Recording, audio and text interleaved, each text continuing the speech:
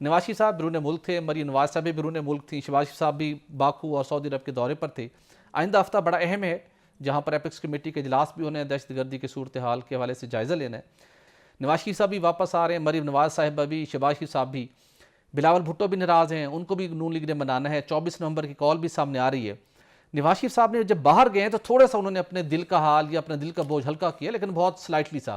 वो कहते हैं मैं ज़्यादा बात नहीं करना चाहता कि सूरत हाल ख़राब ना हो। अगर इमरान खान माजी के अंदर मेरी कही बात मानते तो हालात आज ऐसे ना होते। वापस आने के बाद नवाज शरीफ साहब जब बैरून मुल्क गए थे जिस अंदाज में, उसी तरह की सियासत करेंगे या आने के बाद थोड़ा सा मुतहरिक होते हुए दिखाई देते हैं? मरकज़ के अंदर भी थोड़ा सा गवर्नेंस के हवाले से, सियासी मामलात के हवाले से अपना इंटरेस्ट लें, चीज़ों को सेटल करेंगे? अभी वो यही समझेंगे कि अभी जब तक खान का मामला हतमी तय नहीं होता बस खामोशी से घूमे फिरें, कभी कभार एक शेर सुना के फिर खामोश हो जाया करें। मतलब एक शेर सुना के दाद लेके उसके बाद सही अपनी गज़ल सुना ली, फिर उसके बाद दूसरे की नहीं सुननी। जी, बड़ा इंटरेस्टिंग इसमें सवाल है। दो तीन चीज़ें हैं।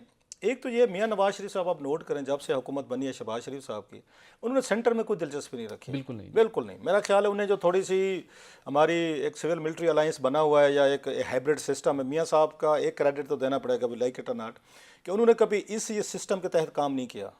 ये वो अपना क्रेडिट ले सकते हैं, मियाँ साहब को क्रेडिट दें। उन्होंने कभी वक्त के आर्मी चीफ को माजी में भी हमने देखा, उन्होंने कभी उनके साथ पावर शेयरिंग नहीं की।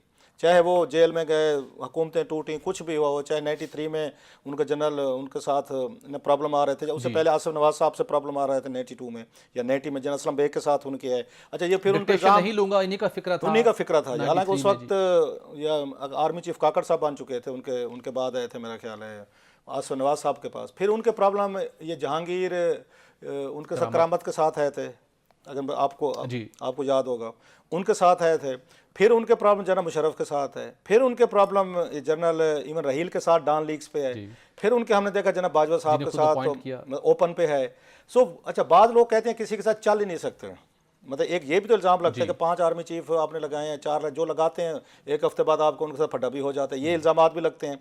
दूसरी तरफ उनका हम ये कहते हैं नहीं जनाब, मियाँ साहब जो है इस मामले पे वो कॉम्प्रोमाइज़ नहीं करते कि जनाब ये हमारी अथॉरिटी है, ये सिविलियन अथॉरिटी, इसमें जो हमारे फौजी वज़ीर-ए-आज़म ना हो फिर तो चल सकते हैं, जब वज़ीर-ए-आज़म बनते फिर चलना मुश्किल हो जाता है। वही कह रहा है, वो कहते हैं आप हमारी डोमेन में इंटरफेयर ना करें, ये उनका मतलब कहना है। तो पाकिस्तान जैसे मुल्क में मुश्किल हो जाता है जहाँ पे एक एस्टेब्लिशमेंट इतनी पावरफुल हो, या तो आप खुद एक क्लीन, एक बेहतर गवर्नेंस इतनी करें कि आपके यहाँ कोई स्कैंडल ना आ रहे हों, आपके यहाँ करप्शन ना आ रही हो, आपके यहाँ मतलब है आपकी फैमिली बिजनेस से दीगर अगर वो बहुत आगे चलना शुरू हो जाएंगे तो फिर तो आपके लिए मुश्किल हो जाता है। अगर वज़ीर-ए-आज़म ने एस्टेब्लिशमेंट को वो करना है, उसको डिसिप्लिन करना है, फिर बड़ा ज़रूरी है आपके लिए कि अपना हाउस इन ऑर्डर रखें।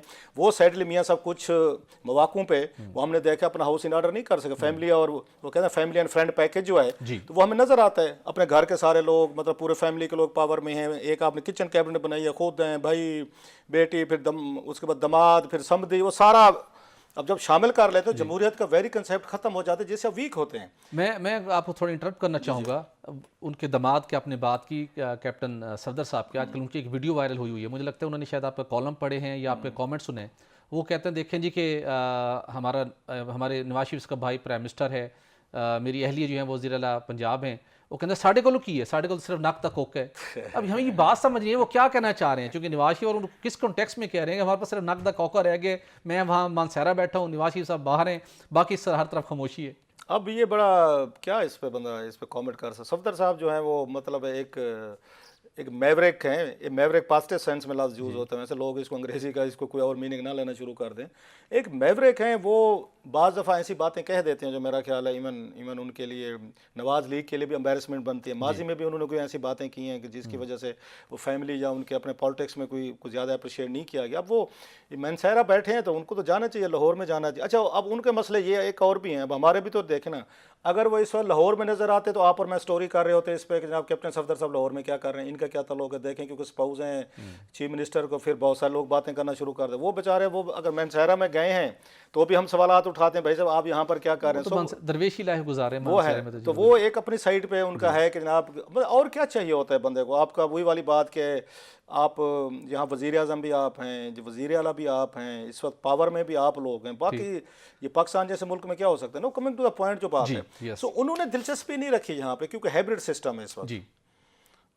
वो उनका जो फोकस है सारे का सारा पंजाब पे है। वो अपनी बेटी को कामयाब करना चाहते हैं। सो आप देखें उनके इजलासों में बैठते हैं, वो उनकी मीटिंग शेयर करते हैं, ब्रीफिंग लेते हैं, मरियम साहब उनको विजिट करते हैं। सो उनका सारा फोकस, वो शायद अपनी 85 वाली मेमोरीज जो है ना, जैसे उन्होंने खुद को बिल्ड किया था, तो मियाँ साहब उसी तरीके से बिल्ड कराना चाहते हैं मरियम साहब को कि मेरा एक ऊपर इन पे पेट्रनेज वाला रहना चाहिए और बेटी को मैंने इनको सक्सेसफुल करना। लिहाजा उनका सेंटर पे उनकी तवज्जो कम है। शायद ये भी वजह है कि अब शहबाज शरीफ साहब जो एक्सपीरियंसड हैं, पहले एक दो वज़ीर आज़म रह चुके हैं, साल एक हो गए, फिर उन्हें ये पता है पिंडी की इनके साथ तल्लुकात इनके ठीक है, मेरे क्योंकि नहीं बन सकती उस तरीके के, तो बेहतर है मैं इसमें उनके लिए एक तरह का उन्होंने इसको इस्लामाबाद को अपने लिए उन्होंने वो समझा नो गो एरिया, या उन्होंने एक कहते हैं ना अपना इलाका गैर समझा हुआ, वो नहीं आ रहे। लेकिन उनको जब जहाँ ज़रूरत फील होती है कि यहाँ पे मुझे कुछ बोलना चाहिए, काम करना चाहिए, मतलब है उन्होंने अली अमीन गंडापुर पे उन्होंने तकरीर की थी, जो उन्होंने उसमें कि जनाब ये देखें जत्थे आते हैं, पहले सेंट्रल एशिया से वहाँ से लोग आते थे, पंजाब पे हमलावर होते थे, अब KPK से लोग उठते हैं, वो